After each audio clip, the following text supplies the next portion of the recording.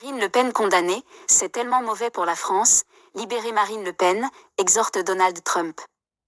Jeudi, Donald Trump a appelé à la « libération » de Marine Le Pen sur son réseau Truth Social, dénonçant sa condamnation comme une « chasse aux sorcières » visant à l'empêcher de remporter la présidentielle française de 2027. Un soutien venu de l'autre côté de l'océan. Jeudi soir, le président américain Donald Trump a appelé à la « libération » de Marine Le Pen en jugeant que sa condamnation à une peine d'inéligibilité constituait une « chasse aux sorcières » pour l'empêcher de remporter la présidentielle française de 2027. Elle n'est pas incarcérée. Peu avant, son vice-président J.D. Vance avait également fustigé la condamnation par la justice de la dirigeante d'extrême droite en estimant que « ce n'est pas ça la démocratie ». Je ne connais pas Marine Le Pen mais je suis sensible au fait qu'elle travaille dur depuis tant d'années, a écrit dans la nuit de jeudi à vendredi le président des États-Unis sur son réseau Truth Social.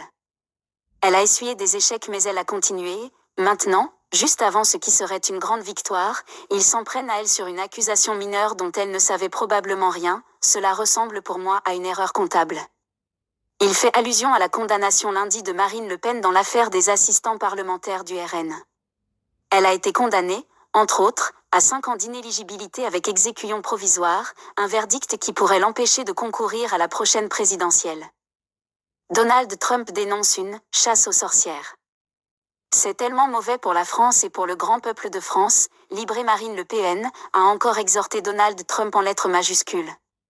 Sans jamais citer la justice et l'exécutif en France, le président américain, dont les proches J.D. Vance et Elon Musk soutiennent ouvertement des partis d'extrême droite en Europe, a jugé que Marine Le Pen était victime d'une « chasse aux sorcières » par des « gauchistes européens qui se servent de l'arme judiciaire pour faire taire la liberté d'expression ».